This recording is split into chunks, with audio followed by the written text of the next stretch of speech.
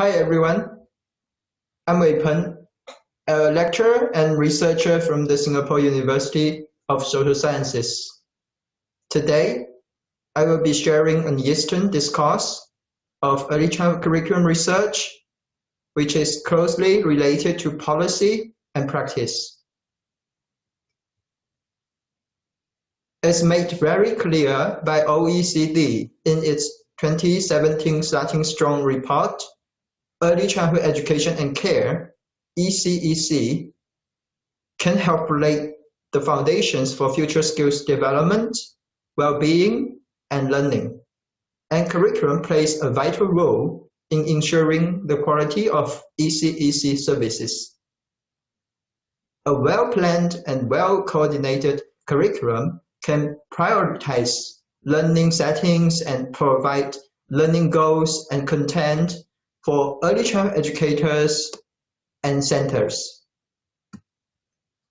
Early childhood curriculum can act as a tool, which can be a cultural tool, to improve teachers' professional development and support children's continuous growth in the early years.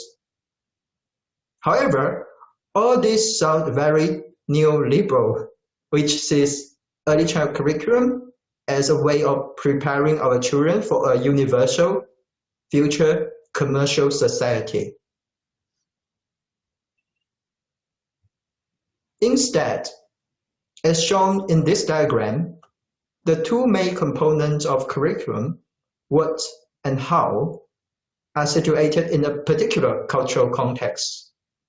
The making and understanding of curriculum should be placed in the cultural context.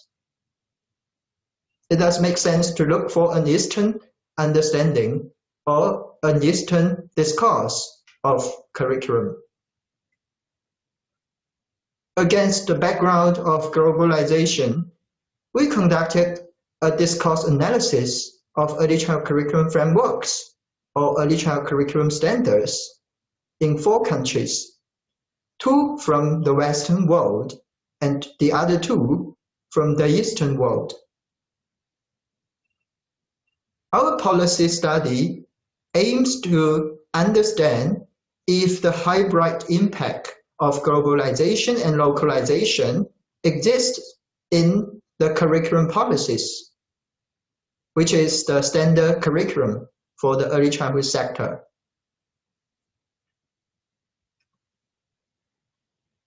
As you can see, Singapore and China are chosen as the representative countries from the East, and Australia and New Zealand from the West. Our findings reveal that children's agency had been commonly valued to recognize its essential role in effective learning, which was constructed in different learning approaches such as play, social interactions, and community participation. Moreover, Australia and New Zealand emphasized the development of the cultural competent child on top of children's holistic development, without segregating children's learning into domains. As we can see from this table, the early childhood curriculum frameworks in China and Singapore have all divided children's learning into different domains or different subjects. However, in the 2 countries from the East, the local funds of knowledge are actually absent from the curriculum framework.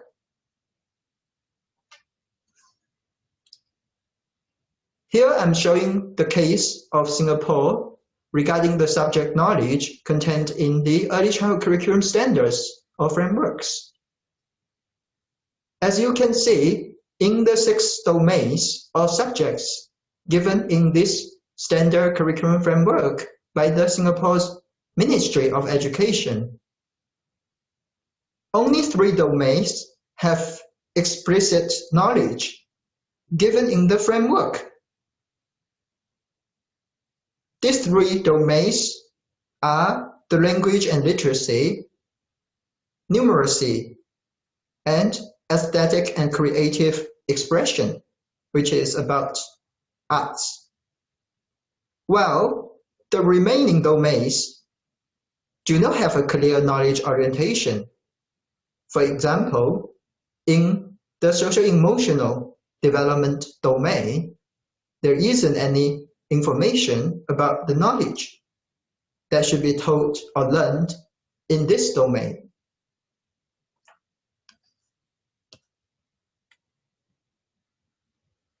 Based on the what of early childhood curriculum in the East, we want to understand the how of early childhood curriculum in the East. We need to revisit, if we really want to understand the how, we need to revisit the early childhood reforms in the past 2 decades in the Eastern countries. Since the turn of the new millennium, early childhood education reforms have been launched widely in the Eastern countries, with new policies greatly advocating ideas and practices imported from the West, especially the notions of child-centeredness, constructivism, and developmentally appropriate practice, or DAP. As you can see, currently I'm showing the example of China.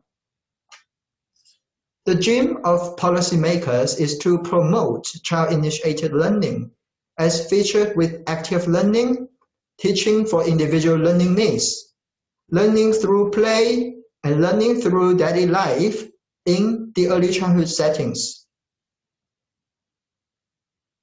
Researchers went to observe the authentic classroom practices after the reform.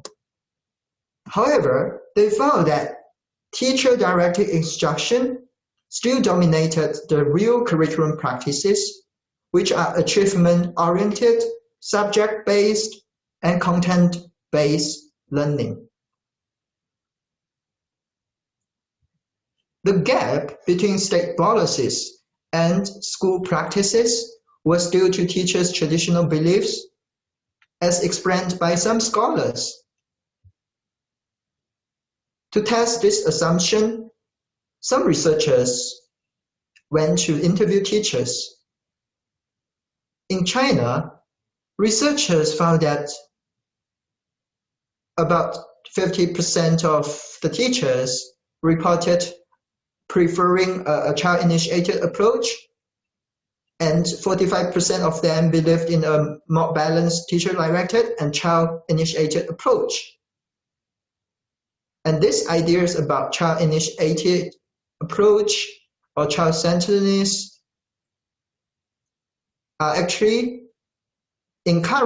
really encouraged by the Chinese government. In Singapore, many teachers endorsed stronger beliefs in using child-centered approach, according to a survey.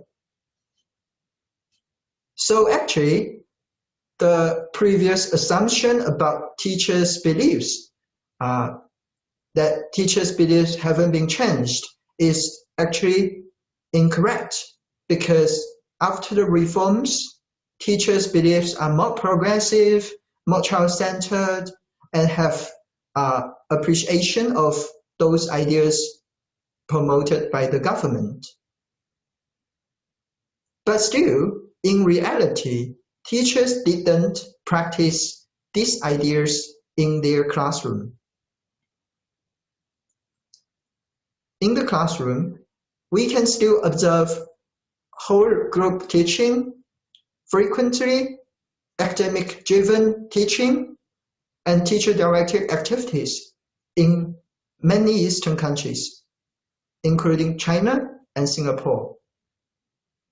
So where are these gaps between policies and practices, and between teachers' beliefs and their practices in the field of early childhood, especially in the Eastern countries? To answer the question, we need to bring in another important topic or research subject, that is culture. So in 1991, Tobin and his colleagues published a book called Preschool in Three Cultures: Japan, China, and the United States. This book, which is very interesting, explores how the preschools in three different cultures interact with cultural ideologies of child educating. After a decade, Tobin and the colleagues revisited the preschools in the three different cultures and published another book, which reveals that preschool practices are underpinned by local cultures and have to deliver traditions and cope with new social challenges. One of the new social challenges for the whole world is globalization. Globalization is the process of interaction and integration among people, companies, and governments worldwide. Globalization has accelerated since the 19th century due to advances in transportation and communication technology. Western ideas have been gradually imparted and recognized by early child professionals in the Eastern world. New policies have advocated imported ideas and practices such as constructivism, child-centeredness, and DAP, as I mentioned just now. Many Western curriculum programs and approaches have been introduced to the Eastern countries. They are considered more advanced by the people in Eastern countries, even by many early child professionals. I have to say that. Some of this curriculum include the high scope curriculum from the US, Reggio Emilia approach from the Italy, project approach from the US again, and Montessori method from the Italy. Then we conducted a multiple case study in Hong Kong and Shenzhen kindergartens, which was supported by the University of Hong Kong, to understand how globalization has shaped the development of early child curriculum, so that we can better understand how the curriculum in the East was developed. So this study mainly explored the commonalities and differences of early child curriculum development in the two different social contexts, Hong Kong and Shenzhen. Shenzhen is from the mainland China. And we compare these two cities under the political umbrella of one country, two systems. So I want to say something about selecting these two cities. Why not other cities? Because Hong Kong and Shenzhen have a lot of commonalities for comparison.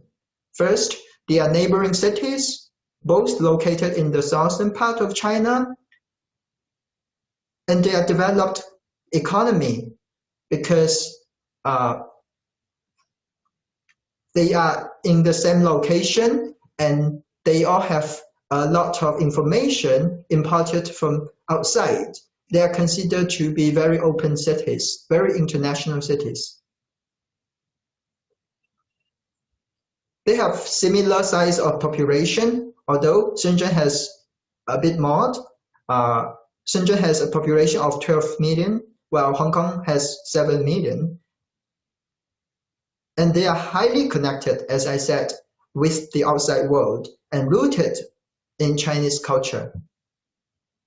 Because of the political regulation of one country, two systems, they actually belong to different political systems, with Hong Kong as the capitalist China and Shenzhen as the socialist China. Or we can say Hong Kong as the Western China and Shenzhen as the Eastern China.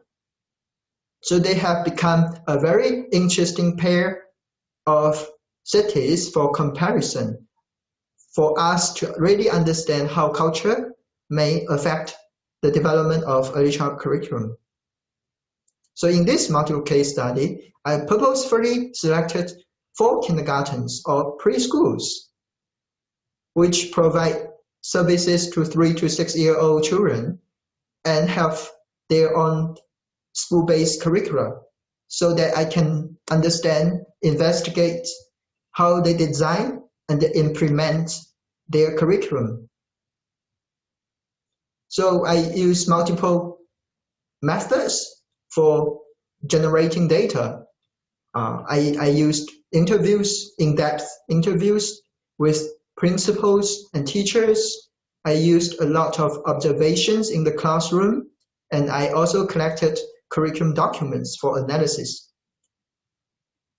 After the research, I found that all kindergartens in this multiple case study, they all had integrated diverse curriculum approaches in their own curriculum, their own school-based curriculum, as you can see from this table. They have a lot of commonalities. For example, as I said, they integrate diverse approaches. They had different sources of content for children's learning.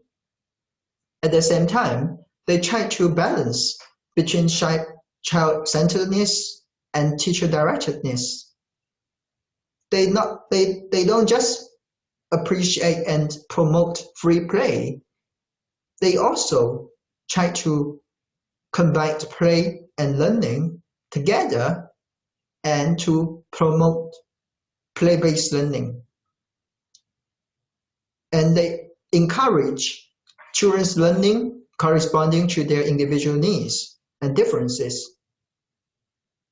While in developing their own school-based curricula, the preschools, followed the expansive learning cycle to incorporate imported practices so they can reform their original, also called old practices.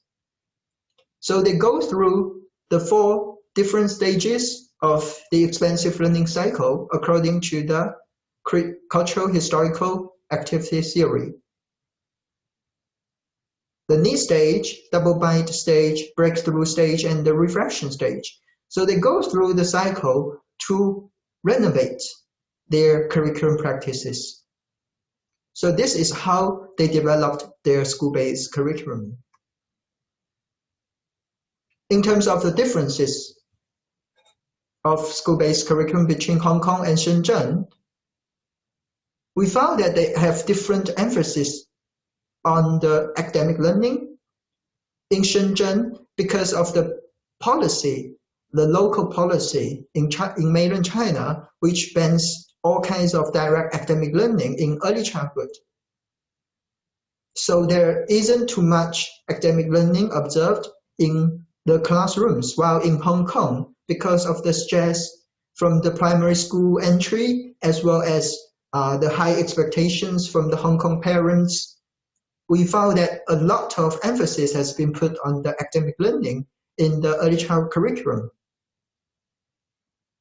Also, the different schools have borrowed and learned from different curriculum approaches and models. So they don't really exactly borrow the same curriculum approaches from the Western countries. In terms of the process of developing their own curriculum, we found that the social change and cultural conflicts can really be reflected in the process of curriculum development, which further demonstrate that curriculum itself is a cultural practice. So there are some conclusions we can draw. For example, we found the social change actually shape the process and outcomes of the early childhood curriculum development in the 4 cases. And the reconstruction of different imported approaches in the school-based curricula was affected by not just the global culture, not just the imported cultures, but also the inherent cultural conflicts in China. And the cultural collisions further led to the fusion of diverse cultural values and traditions in the two contexts.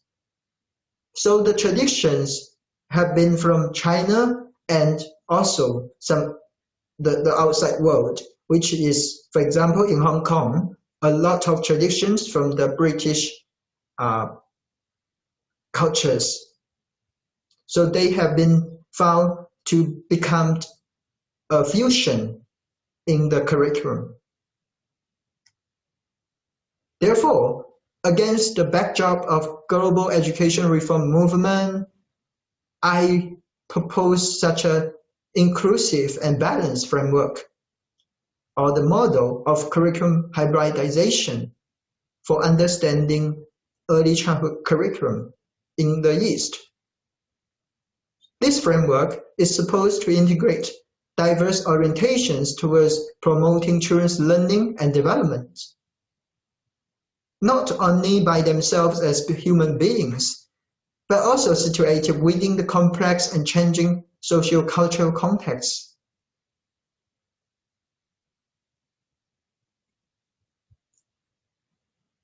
So based on some of the studies about the content and the approaches of early childhood curriculum in the East, I would like to give some takeaways. So after revisiting early childhood curriculum reforms in the East, especially in the East Asia countries, we can learn some important lessons. First of all, the domain or subject knowledge is relatively less focused on in the current or more contemporary early childhood curriculum in the Eastern countries, such as Singapore and China. Second, curriculum hybridization has become a very popular approach to the development of early childhood curriculum in the East. This approach is a very good way to balance the traditional and imported foreign influences in making their own curriculum in an era of globalization. Also, teachers' role is critical in terms of achieving the breadth and balance in curriculum hybridization. In doing so, they can better negotiate the different actors, including different diverse stakeholders and different shaping forces. It could be the forces from the standard policies, or can be forces from introducing foreign or imported curriculum approaches and methods. At the same time, we want to say that it's very important to emphasize the role of cultural understanding and identity. The Eastern perspective really reminds us that children should learn to use the cultural tools of the society in the process of their socialization. And these cultural tools should include knowledge and values, which are less emphasized in the DAP-based curriculum practices proposed by the US. And all these cultural tools will definitely enable our children, encourage them to acquire the powerful knowledge and identity for being and becoming responsible citizens. As aligned with this hybrid model of curriculum, which really reflects the cultural conflicts and fusion, it's extremely important for us to support early child teachers and their children with the access to cultural tools and diverse understanding of social issues through the curriculum in early child education.